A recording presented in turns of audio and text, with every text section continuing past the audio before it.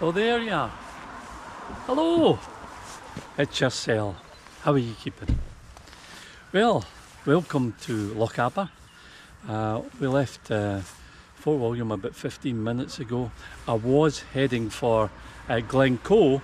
I've got to Ballachulish here, and unfortunately there's been a road traffic accident on the way into Ballachulish village itself. So it looks like I'm going to have to reverse my plan today. So this morning I was hoping to go up to Glencoe, fly my drone and take some pictures there. But in the afternoon I was going to come down here to Appin, and we're going to go in search of the murder of the red fox. Well, it looks like as I say, it looks like I'm going to go to Appin first.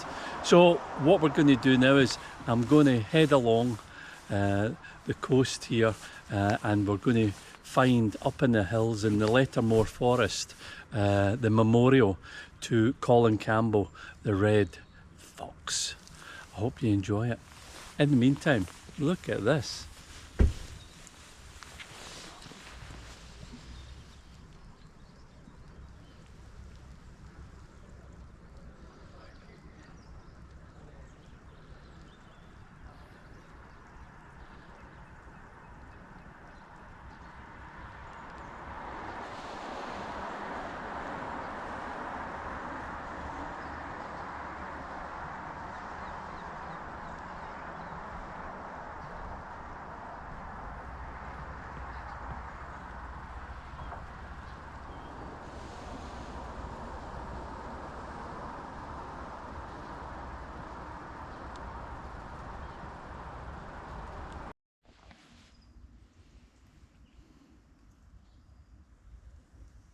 Well, we're now on the trail of the last Clansman, as it's known here, and rivalry, rebellion, retribution and revenge, it's all here.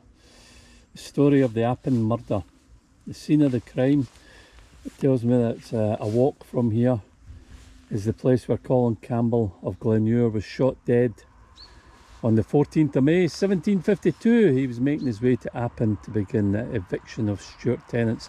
I'll tell you a wee bit more about that in the future. But in the years since the murder itself, and we do know that there was a villain in it, and once again the villains were the Campbells. So who killed Colin Campbell? That's the question, eh? Was it Alan Breck Stewart? Well, Alan was James's exiled foster son, and he'd returned to Appin before the murder, but then right after it he fled to France. Wow, it could have been a leading member of the Stewart of Appin clan itself, because Colin Campbell was off to evict some of these Stewarts. It could have been an assassin who was paid, you know, maybe to do the deed. A hitman, a Jacobite hitman. Wow. The conspiracy goes on and on, but the one thing about it is the wrong man was hanged. So let's go and get on the trail. So if you're coming down and you want to know where the place is, it's not difficult to find, but you know, looking on a Northern and Surrey map, you've got to check it out quite closely to get off at the right place. So about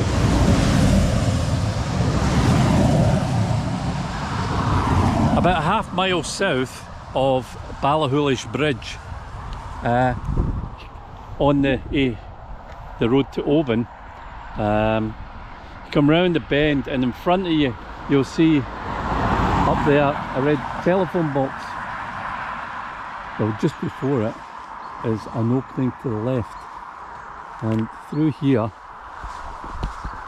we hit the trail. This is Lettermore Forest, I think. Lettermore Forest, so there we go.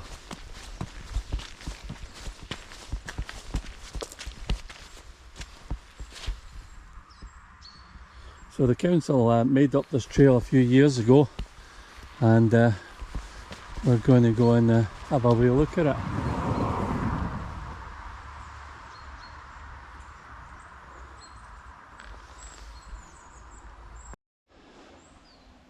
So we've just come past a signpost on the trail. It shows the murder cairn. Well, the murder cairn it is. So let me tell you a wee bit about the red fox and the murder. Around 4:30, yep, in the afternoon of the 14th of May 1752, 3 men on horseback and another on foot were making their way through the wood of Lettermore, where we are just now, on the south shore of Loch Linnhe, just over a mile west of South Ballachulish. Bang! A shot rang out. One of the horsemen fell to the ground as his companions tried to help him, the dying man. One of them saw a dark figure in a big heavy coat making a getaway into the hillside above. This was the Appin murder, the assassination of Colin Campbell of Glenure, also known as the Red Fox. This was 1752, so it was 7 years after the Battle of Culloden took place. As you all know, if you delve into your Scottish history, that after Culloden it was a time of clearing and genocide here in Scotland. People were put off their land, people's rents were increased so much that they starved.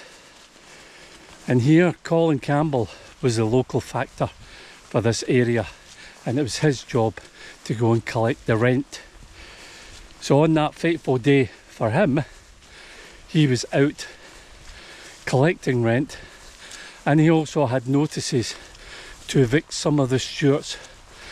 The Stuarts of Appin here have lived here for so long, many decades, and they obviously weren't going to get pushed off their land easy. So there was obviously a lot of angst against the Campbells, when isn't there?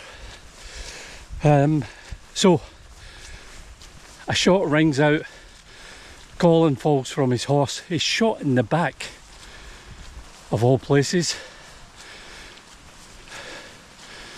2 of the 3 men are sent in different directions to get help, but no help is coming. And unfortunately for him, Colin Campbell, he died. And from that point onwards, mystery, conspiracy has lasted, and here we are in 2025 and it's still ongoing. So here we are at another of the information posts. We'll just have a wee look and see what it says.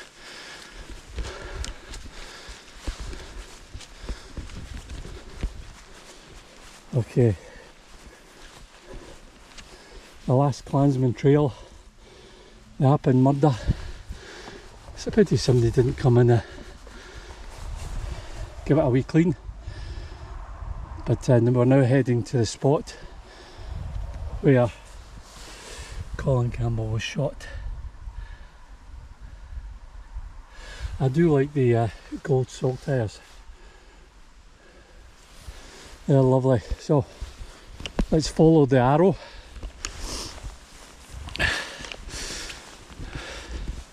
So Alan Breck Stewart, yes, he was a military man. He could handle a weapon, no bother at all. And he was here in the area of the time. But he managed to escape.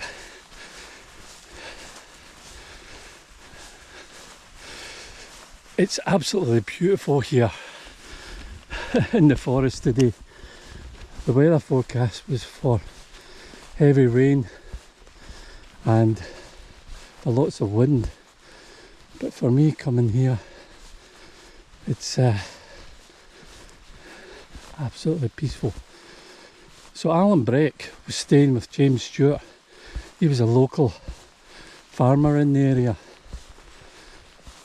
and not long after the death of Colin Campbell, James Stewart was arrested. He was known to be not very nice to the Campbells, and he was just selected. I guess it was a case of, you know, just the usual suspect. Who's got the biggest grump against us? He was tried, and on the jury of the 15 of them, 11 of them were Campbells. What can be said? It's a done deal. He was hung, as you'll see later on this morning, near Ballahoolish Bridge, where his body hung there for nearly 4 years until it had completely rotted away.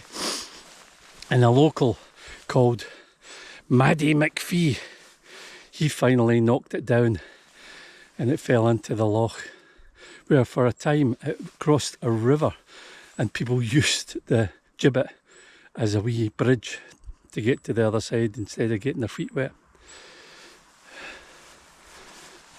But that spot that Colin Campbell was shot in was no super highway. It wasn't the West Highland Way, it wasn't anything like that. There was no real paths. And it must have been very lonely and very frightening.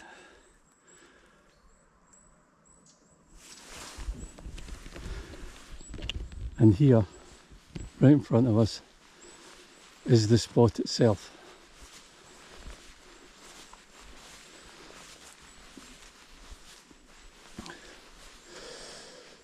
So, as you can see, the cairn is erected on the spot where Colin Campbell of Glenure was murdered on the 14th of May 1752. A fateful day that was.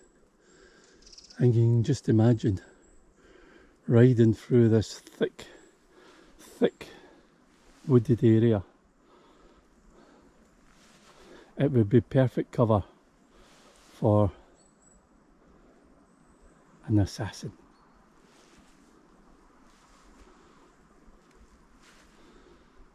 So it only takes about 10 or 15 minutes to walk up here, but that's what you're rewarded with. So, Colin, you shouldn't have done it. You should have been a lot nicer to a lot of people. But then, in many wars and conflicts, people always turn round and say, I was just following orders. Well, see where your orders got you, Colin? Deed. So there we go. That's where one man was assassinated. And now we're off to see where James Stewart was also assassinated. And I say assassinated. So we bit like traitors. He was assassinated in full sight. So after that trial, as I say, his body hung at Ballahoolish Bridge, and there is a memorial there to him. So let's go and see it. So just before we leave the forest, I thought I'd show you this, because this is quite interesting, because the main path that goes up to that memorial cairn is over there in the distance where you see the big sign. It also splits up here to the right, higher up into the woods. Could be a forestry path, could not, but it certainly comes up the hill from down here. And what I was looking at was the direct line along this path here, which actually takes you into the woods here. could this be the very track that Colin Campbell and those other three men came along? I wonder. I do love our history.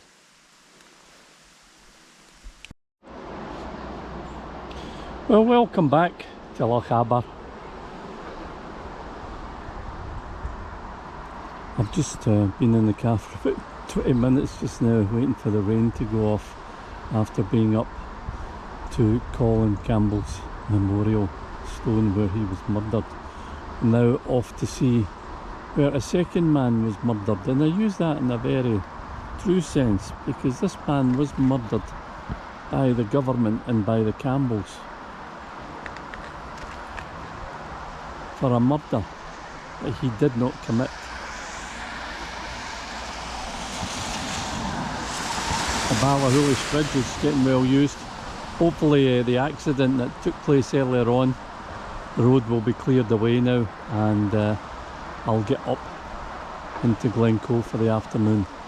I believe the weather's going to get a wee bit better, but first let me take you to the spot where James Stewart of the Glen was hung. We're going to do this live because I wanted to test my lungs out.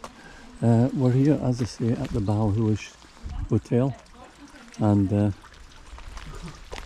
get to the location we're going to have to climb some steps. So if you're going to come, this is where to park.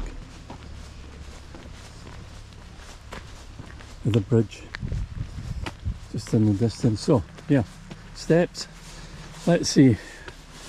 Oh, can we make it to the top of the steps? Well, let's hope so.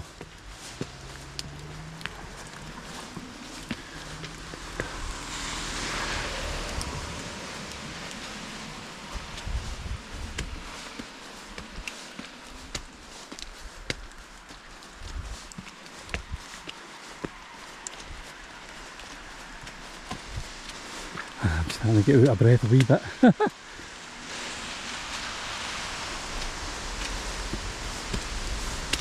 Oh, puddles and puddles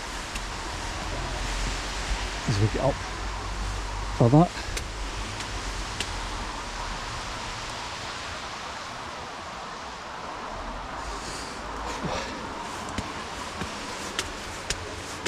I would have thought just climbing some steps would be so knackering.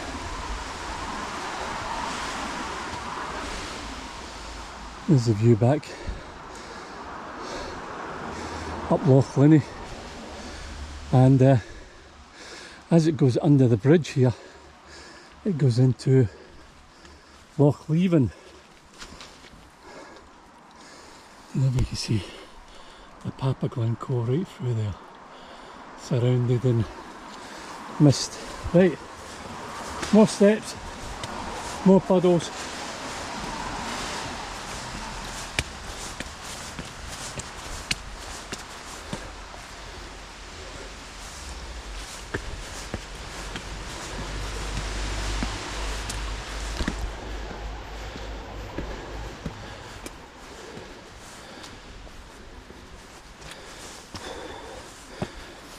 That's the main road there, but there isn't any parking spots, so don't try to park around there.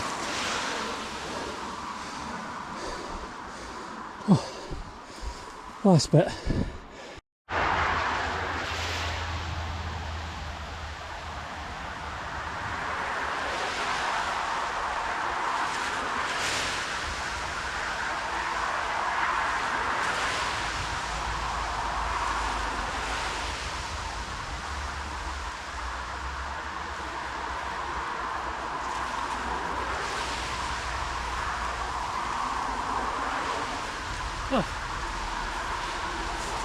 Made it!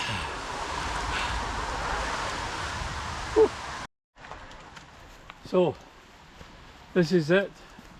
It's a foregone conclusion that James Stewart is to be found guilty of the murder of the Red Fox, Colin Campbell, even though he didn't do it. He was known as a strong Jacobite clan leader, and all the arrows just pointed straight to him. He was hung here,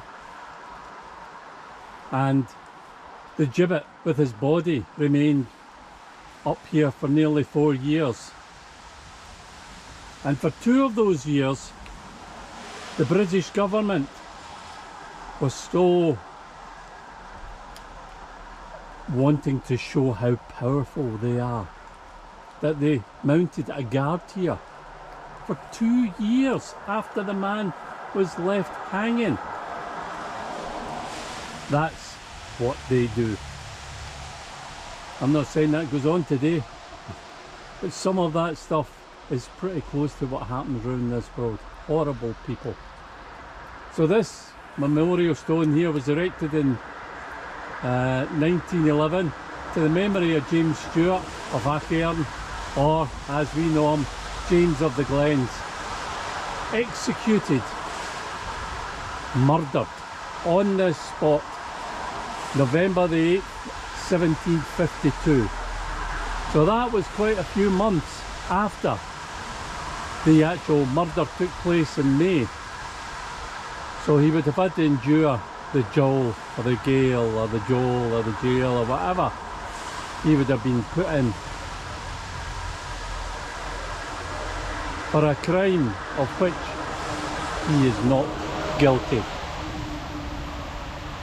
Many times, too many times on this planet, we could put that as epitaphs for many, many people.